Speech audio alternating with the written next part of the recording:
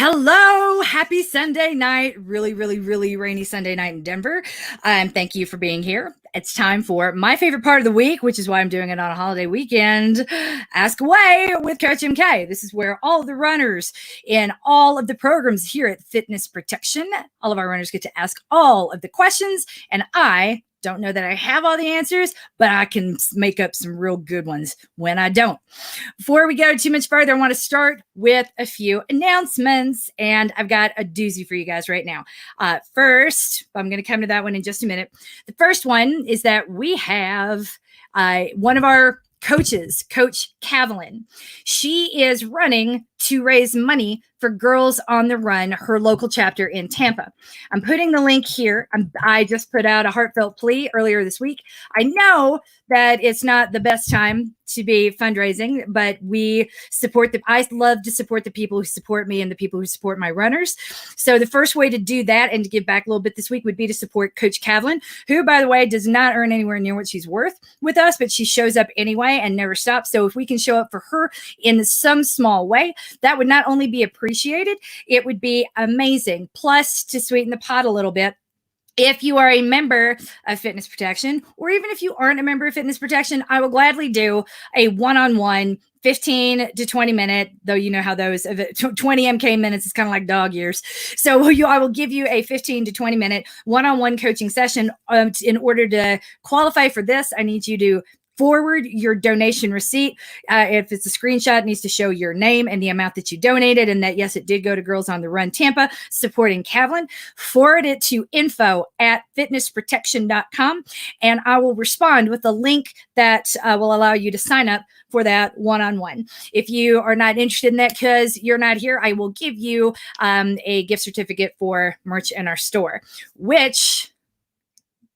this is the other big announcement. If it's not up now, it will be by the end of the broadcast. We are getting ready to launch Pride Month. Pride starts now. We're very super duper excited about this. I just finalized the designs and the copy. It's going up on the website right now. So if you go to fitnessprotection.com/merch, might not see it right at the moment, but a whole bunch of rainbow merchandise is going to be coming your way. By the way, 100% of the proceeds from our entire Pride catalog, and there's going to be a bunch of stuff, will go to support the nonprofits that supported our sponsored athlete, Cade Schultz. Right now, that's starting with Project Semicolon. Project Semicolon is a suicide prevention hotline. They offer programs, and the hotline is nationwide. And they had an initiative several years ago where they gave away free tattoos, because you see, a semicolon is when the author could have chosen to end the story, but decided not to.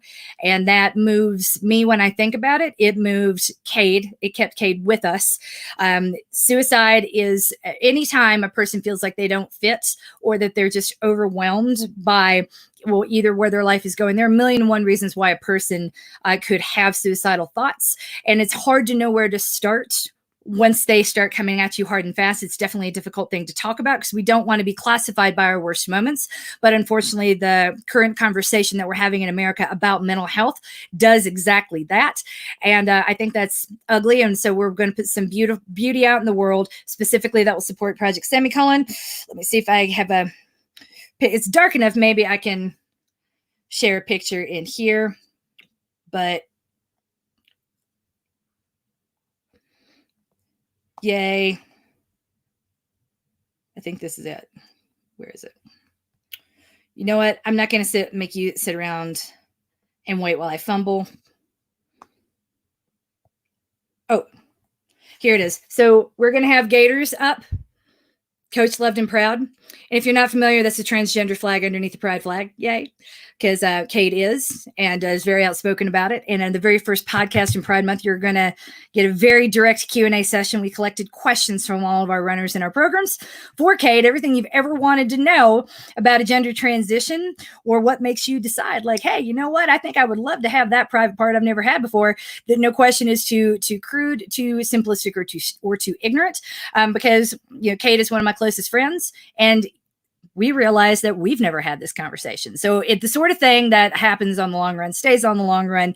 It's usually the sort of conversations that you would have if you were sitting around and drinking a beer, as opposed to in motion, locked in with each other for 2 to 3 hours. So this is going to be a rockin' podcast with all of the wild questions. Cade answers every single one. He's amazing like that.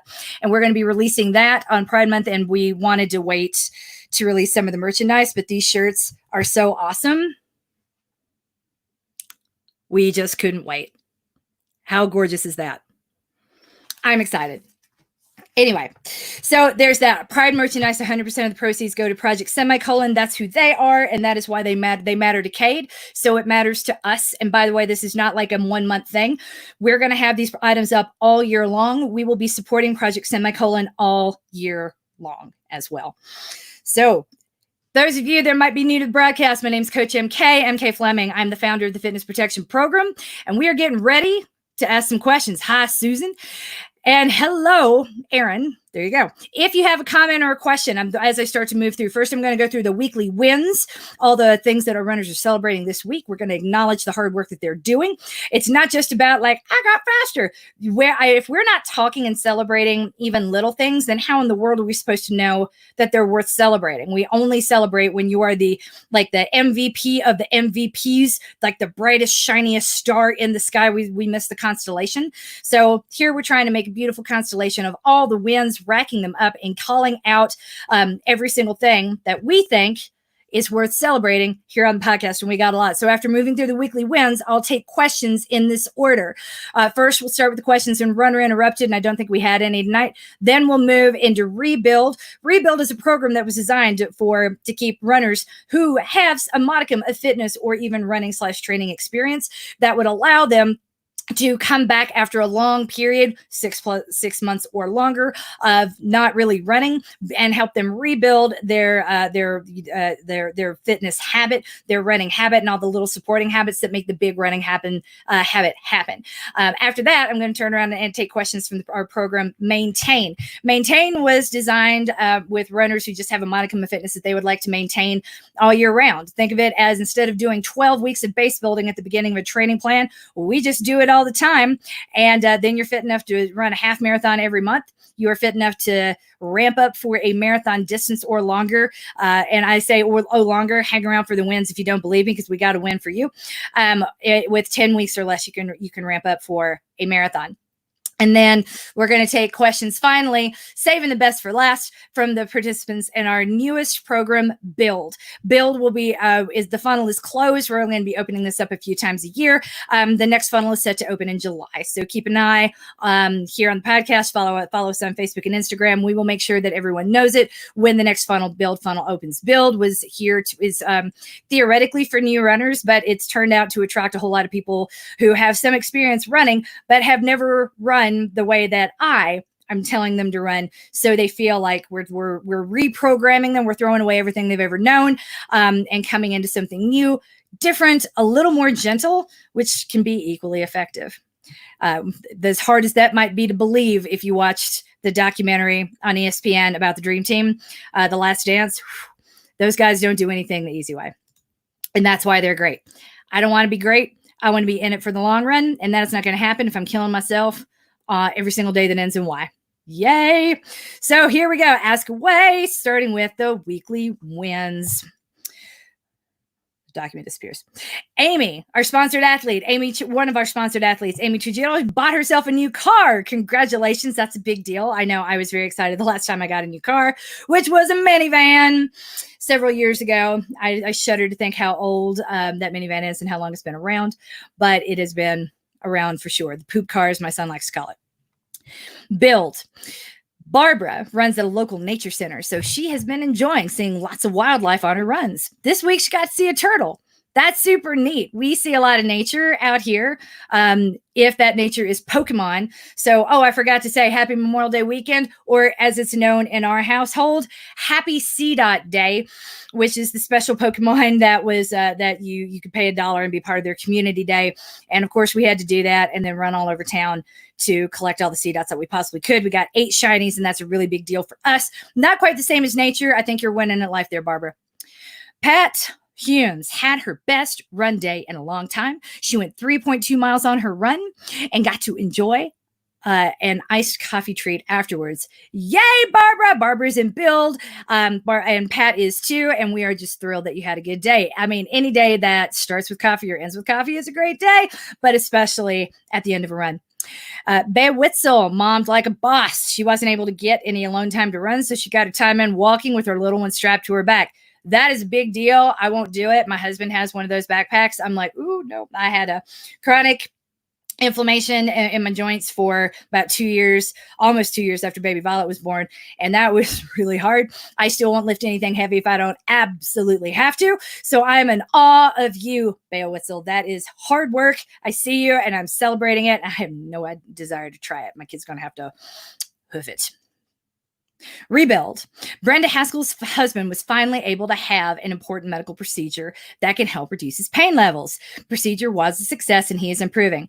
That is huge, Brenda. Congratulations. I am absolutely thrilled for you. We know you guys have been through a lot and your insurance company has not been particularly helpful. So I am thrilled to hear that you're finally getting something of a good result and that we are moving towards better, a little bit closer every day. That's fantastic. May he heal quickly and seamlessly. Maintain. Happy birthday to Kavelin. Kavelin is the coach of the Maintain program, formerly the coach of the Rebuild program. Her birthday is actually on Tuesday. And she's raising money, as I mentioned, to support Girls on the Run. She is a coach and has seen this organization have a strong positive impact on her own daughter, who is quite young. And all we know is that Kavelin has had a strong positive impact on this community. We love you, Kavelin. And don't forget, if you missed it earlier in the broadcast, if you make a donation to Kavelin's fundraiser, forward your receipt to info@fitnessprotection.com, and you can either get a one-on-one session with me if you are a runner and that you find that helpful in some way, or we'll give you a certificate towards a coupon code towards merch in our shop. And you know what? You're going to want everything that we did for Pride because it's all really neat. Not just like for the gram, but like in general, these shirts are amazing. So there is that. Happy birthday to you, Kavelin. We could not be more excited. Karen Schluter completed the Yeti Challenge. Now I got to stop here and say the Yeti Challenge is horrible. It is horrifying. If you don't know what it is, you're winning at life. This is another one of those ideas that Susan had, and y'all should know by now that when Susan has an idea, you say no. OMG. Ugh. But this sounds terrible. The Yeti Challenge. So Karen ran it, finishing 31.2 miles in 24 hours. She did not think that she would go more than 26.2. Karen's quite experienced and familiar with the marathon distance and has been excited to tell people who ask how she trained for it that she didn't train, she maintained. Love you, Karen. Thank you. And this is exactly why Maintain exists. You don't have to go into a race ramp every single time. Yeah, we need to prepare for the distance, but quite reasonably, we don't need to do the same thing over and over and over again. There's a different way, a more efficient way, a better way that takes all the pressure off and then leaves you open to do whatever silly idea Susan had. And you can just run in and see that maybe you have more than you thought you did. I personally know what I've got, and I don't need to have it challenged, which is why I don't ever do what Susan says to do. Say yes, please, God, no. Please, God, no. Thank you, Kavelin. We love you. And remind everyone to forward their receipts to Info Fitness Protection so we can thank them properly for supporting you. It seems like you've raised $500 already, which is already a decent way to your goal. So another thing about Kavelin, we've got I will be matching donations. My family will be matching donations up to $1,000. And then we have another anonymous donor in our programs. Does not want any credit, doesn't want us pointing her out in any way, but she will match the next $500. So once we've matched out my matching gift, her matching gift kicks in. So if Kavelin can raise $1,500, Girls on the Run Tampa Bay will receive $3,000. That's big. I'm excited to be able to do this. I am thrilled that that's a real testament to you, Kavelin, that somebody else immediately saw the video and was like, I'm in too. Me too. So yay, you deserve it. No one deserves it more than you do. And we're all just thrilled to support you. Thank you. And also, we're the Veterans Day. It's not Veterans Day, it's Memorial Day, where we celebrate all the veterans all the people who did not have a chance to become veterans. Veterans come home. Memorial Days for those who did not. So we are really glad that you came home. Kavelin, she too is a veteran. So another great way to support veterans would be to support Kavelin. And thank your lucky stars if you have a veteran in your life who made it home. And this is the day to remember those who did not come back.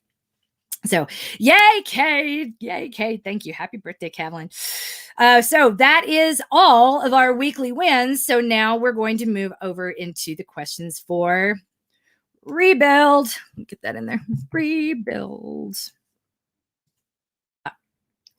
Okay, I've started taking online ballet classes for the online ballet lessons for the first time since taking lessons for a few years as a child. I'm noticing a huge improvement in my glute activation and reduction in my overall pain levels in my back and hips. Is there anything I need to be cognizant of when doing this to make sure I don't cause any negative impacts on my running? Shoot, no. I mean, I love bar classes. One of the reasons that we do all of the super short strength circuits that I assign in all of the programs, especially Rebuild, is specifically to do that, to recruit all the teeny tiny muscles and make sure that the glutes is plural, that they're all working together. So, and that happens in ballet. You're doing all the right things. The only thing I would tell you to be to watch for is that a lot of these online classes, a lot of fitness classes operate on the assumption that the only fitness outlet you get is that one, so that they need to make it worth your while. So don't overdo it. Don't push yourself too hard. Listen to your body. And that's pretty much all I have to say about that. I love it. I think this is a great thing. I don't want to, which is not to say like, everyone who isn't doing ballet is failing. Don't think of it that way. You have the interest. This will be good for your running. It's good. Like, there's no good reason not to do it unless there's a day where you're really tired and you feel like you should. It's shaming to live in the should. If you hear that coming out of your mouth, that's pretty clear sign that you have no real intention of doing it. You don't want to do it. So let's not. But for now, if it's working and it is improving your strength overall, shoot, yeah, keep going. Keep going. That's more than I need to say about that. But yeah, do it. Hi, coach. I've been noticing that I have difficulty with getting my knees to track straight over my toes when I squat. Is there anything I can do to help this? Yeah, that's glute power. That's all going to be about glute strength. So the first thing that I would think about is just putting a pillow or if you got some small ball around your house, like inflating it only to about like 75%. Don't lose your mind over that. This is an approximation, but we want to keep it kind of squishy. And so squish it in between your knees. That inward press while you go up and down, trying to keep the ball steady, can have that extra bit of activation that would be super duper helpful and go a long way towards improving the tracking. So that's what I would do. That's all I would do. And do be aware if there's any pain behind the kneecap. We need to know right away. If it's at the top of the kneecap, we need to work on mobilizing and stretching out your quads. If it is to the side of the kneecap, you need to go see a PT right away. If I'm coming from Maintain, are there any adaptations I need to make to this rebuild plan for pregnancy? Yay, you! I don't know who this is, but I'm excited. Have you guys learned nothing from watching me for pregnancies? Have you learned nothing? You keep doing this. Just kidding. Congratulations. That's fantastic.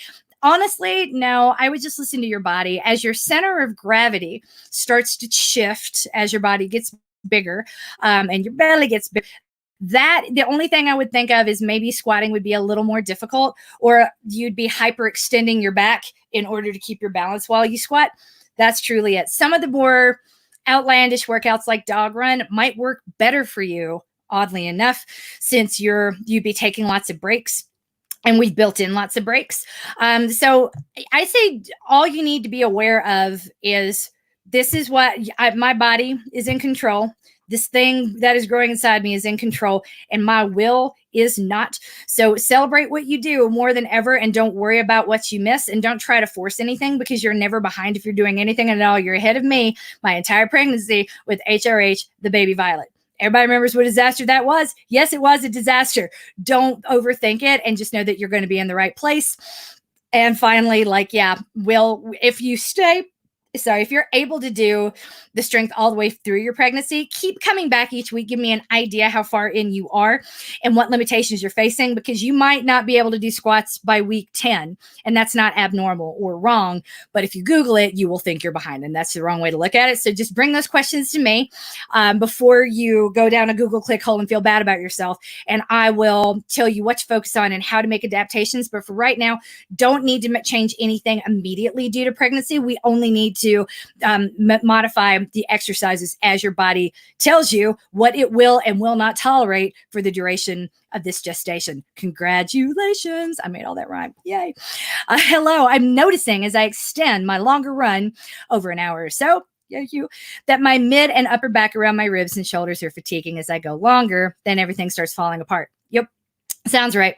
Will this get better with time as I get more used to longer times, or do I need to start some kind of specific strength to improve it? So that's going to be coming from two places. One is going to be, I know I hate planks, I hate push-ups, but even doing like a couple of push-ups with your elbows here, not this nonsense out here that's just going to make it all kind of worse. But we want to do tricep push-ups is what the rest of the world calls them. I just call them a push-up. But we want to do a couple of tricep push-ups, and it's not like we need to do a full 30 seconds or worry about all the reps. We just need to activate and engage those muscles, which will go a long way towards relieving that. The second thing that I would think about is your transverse abdominis. So if you go through the if you go back through the our YouTube channel, you'll look for knee flops or TA marching. TA stands for transverse abdominis. So anything that is going to target the transverse abdominis is going to add support to your back without fatiguing any of the large muscle groups. My personal favorite is just to get in the, lie down on the floor with your knees up like you're about to do a bridge. And then instead of lifting your booty off the floor, press your feet down and press the small of your back into the floor like you're trying to, like you're hiding something underneath it from your kids. And just hold it, count to 10, exhale, hold. When you need to inhale, let go. Just try to do that for like one working minute and you're good. More is not categorically better. All we need to do is recruit those muscles, and that the TA marching knee flops or the exercise that I just described are a great way to do it. And also if Aaron or somebody watching Susan, someone remind me, and I might be able to add those demonstrations when I film the videos for June later. Yeah, I know I haven't done that yet. Sorry. I can't believe how is it almost June, by the way. I've been caught up in pride. I mean, really demonstrate this strength, design rainbow shirts. Where would you spend your time? I will get them up this month. Well, as soon as I say that, we're going to have more like internet drama, but we had real drama with that last month when everybody started towards the end of April started going to online learning and all the Netflix and we just were having internet out. I couldn't upload anything. I could live stream because this is much lower quality, but the uploads, I couldn't even transfer them online to somebody else in a compressed fashion so that they could upload them. It was a disaster. We're hoping for better this month, but I can't promise anything other than like, I'm really going to try. And the reason I'm late is because rainbow shirts. Go to fitnessprotection.com/merch and you might be able to see what I'm talking about. And where you're already there and you're not listening to anything, and I can't blame you at all. Yeah, I love that so many FBP folks who did the Yeti challenge looked at the 30-mile distance and said, well, might as well add a mile, make it a 50K. And I love that my people are fit enough to have that option. That's what it's all about. It's not about training for the thing. It's about preparing and staying ready. Staying ready all the time so that when these things come up, it's not like, oh, well, I don't have 15 weeks to get ready. When you maintain, you don't need to train, not the way you have in the past. You're always ready. Yay. All right. And that, I believe, is all the questions in Rebuild. So now we're going to move over to Maintain.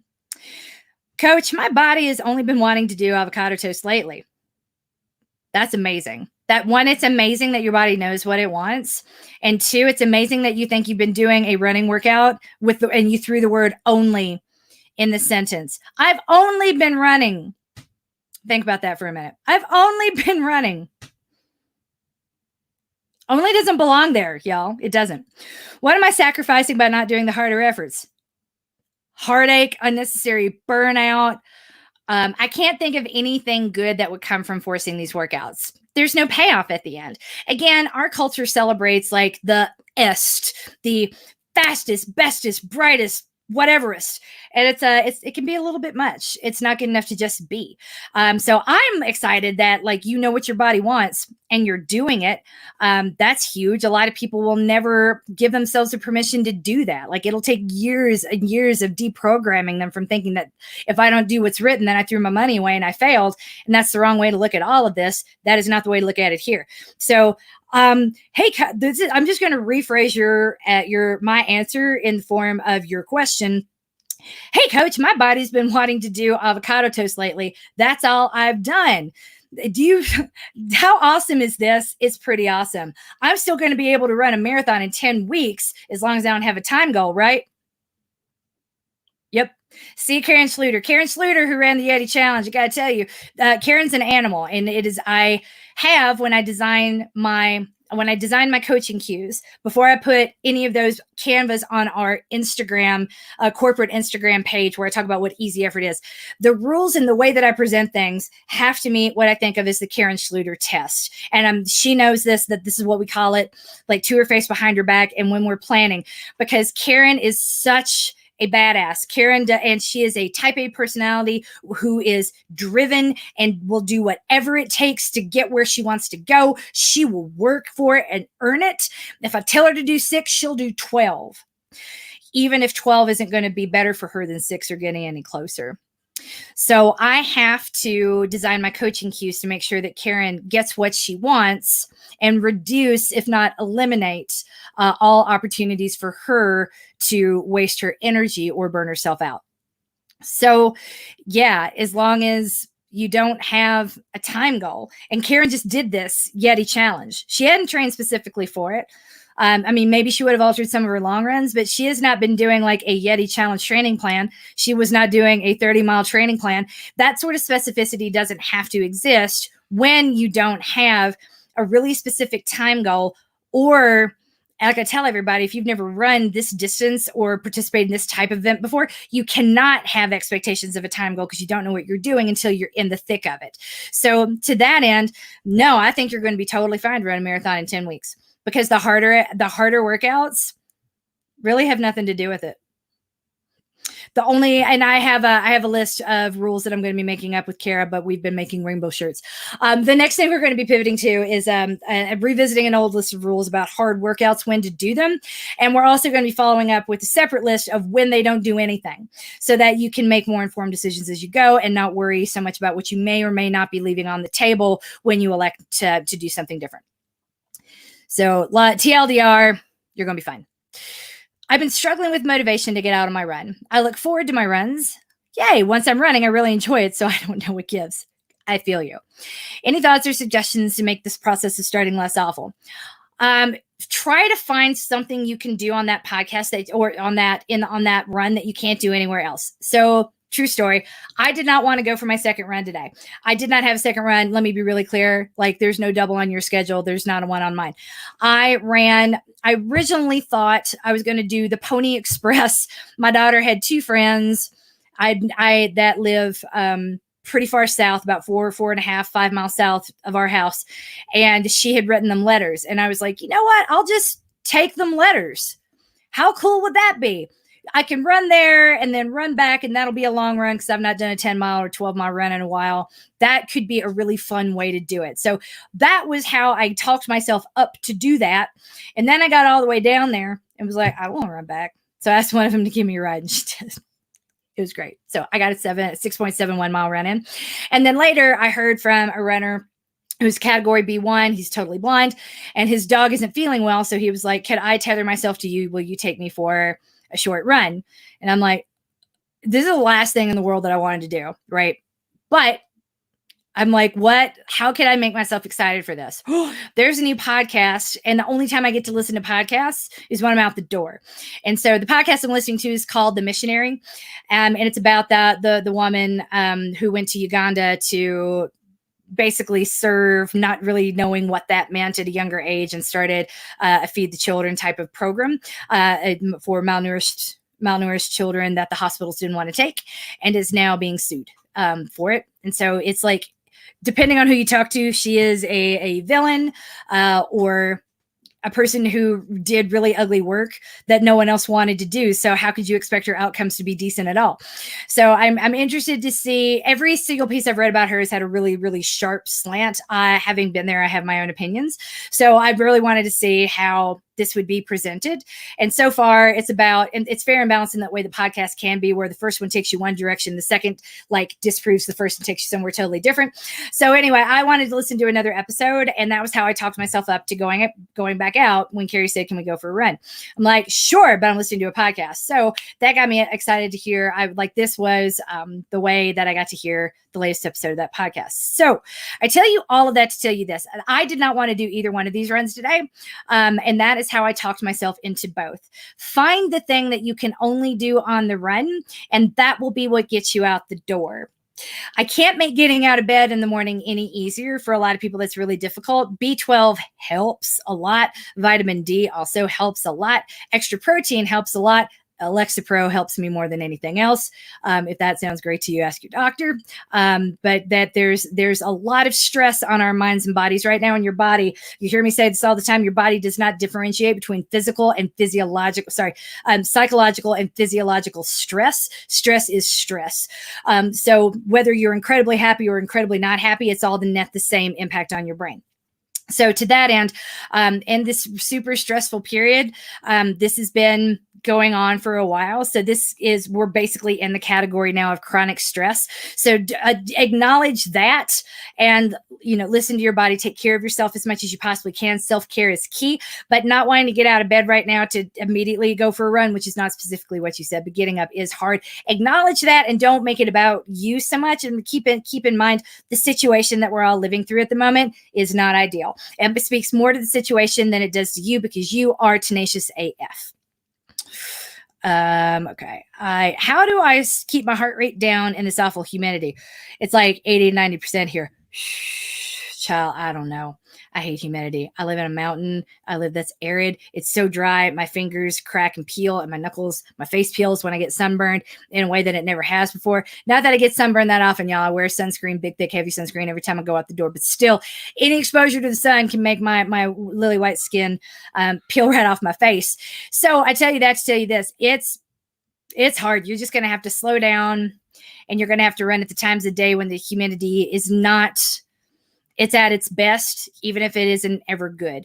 I remember when I was training for the New York Marathon in 2012, right after I gave birth to Cheyenne. No joke, you guys. I was doing a lot of my runs at midnight. Houston is humid AF. It is ridiculously humid. And the funny thing I've never seen humidity like this before anywhere that I'd ever lived, but the humidity would be and the sun would be physically painful during the day. So running before the sun came up was impossible because it's foggy. It's so humid. It is foggy, and you can't see more than a few feet ahead of you. Where we lived, it was just a disaster. So solution A was to run on a treadmill whenever I could get to the gym, but there weren't any gyms that were open 24/7. There were very few I could get to during the day because, trying to find a sitter during the day is impossible. So I would run at midnight. Midnight is when the humidity would be low and the clouds had not yet formed. So I don't recommend that specifically as your strategy.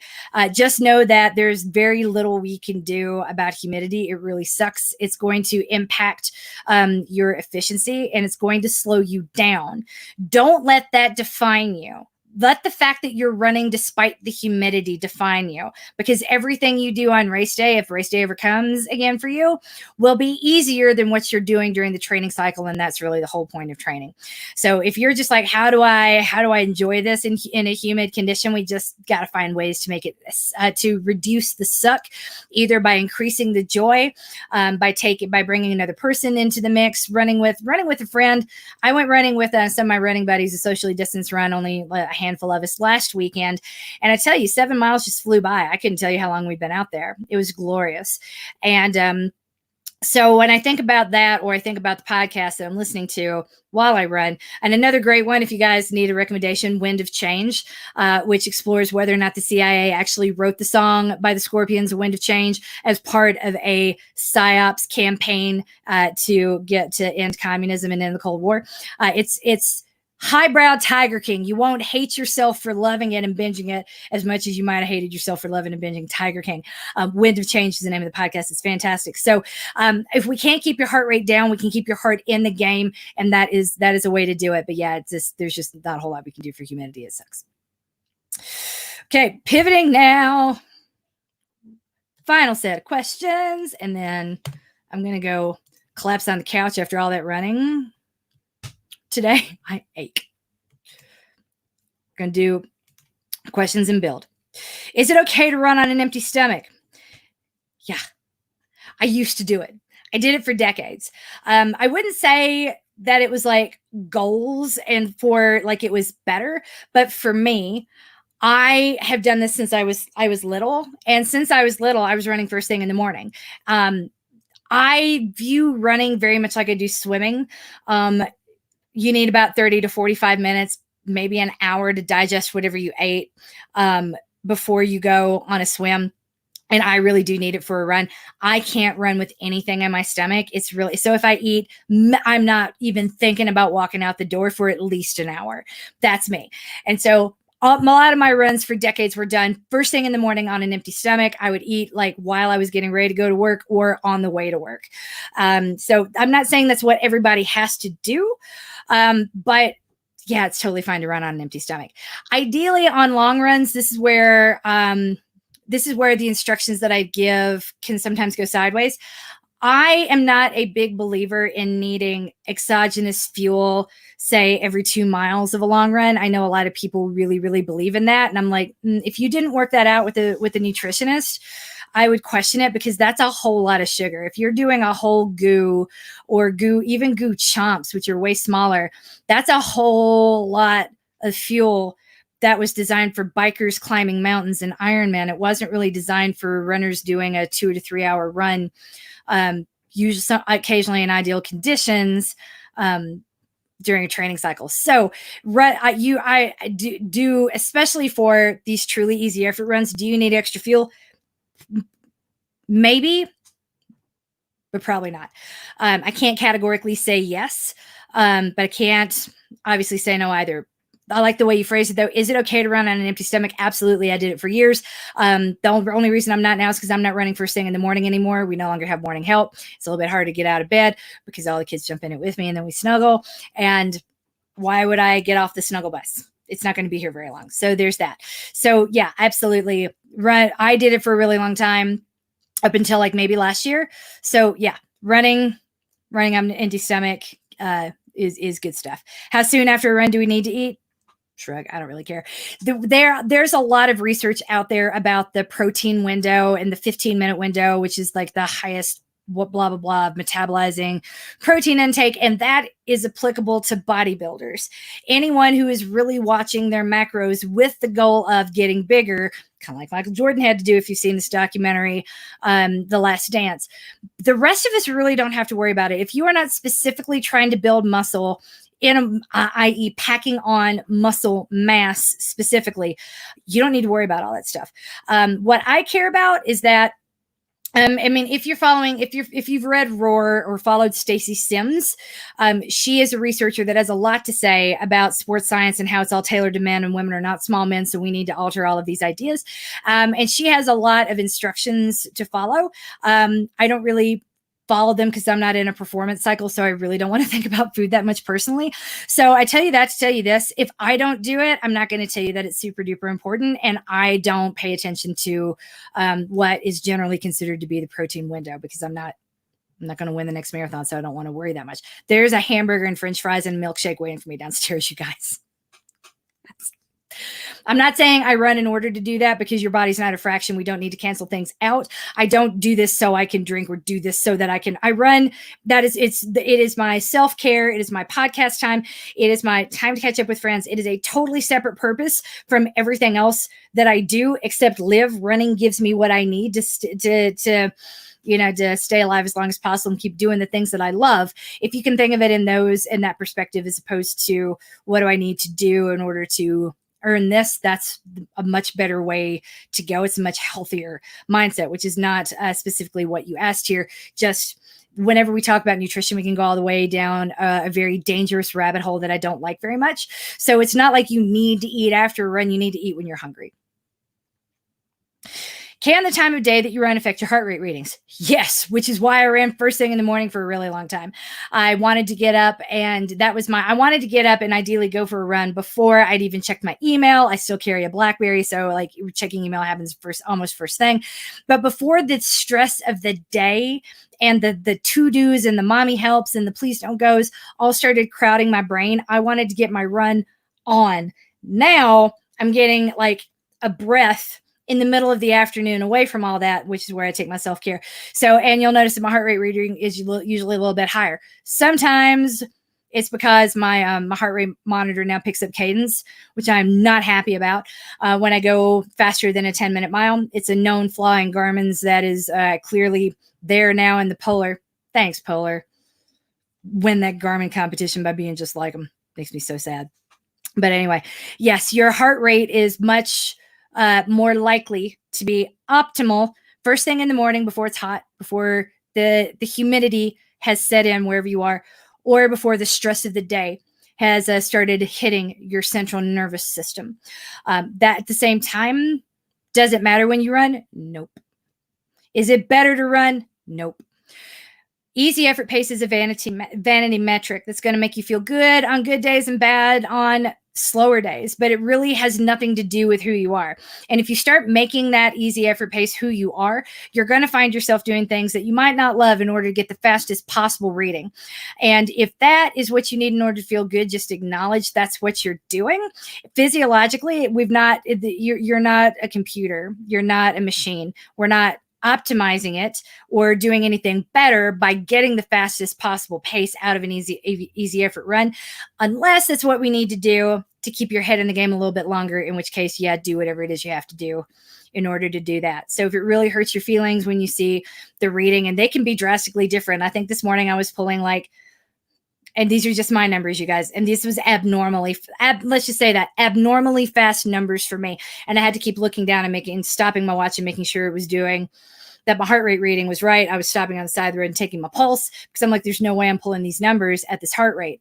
But that's because this is the first time in a really long time I've run first thing in the morning. It was a cloudy, overcast day, all ready for all of this rain to move in. It was perfect running conditions, and I was excited about what I was doing.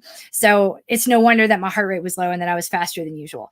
At the same time, I don't sit around waiting for days like today just to have I live for these runs that feel really good, but you can't demand that every run be that way. So that's what I have to say about that. Does the time of day impact the heart rate readings? Absolutely. So does the stress of the day. So much in there. Everything can impact your heart rate because you're not a machine. So think about what you need to get out of it. And if you're at a place right now where you have, by putting on the heart rate monitor and trying to keep it easy, it slowed you down so much that you feel bad about what you're doing, by all means, run first thing in the morning.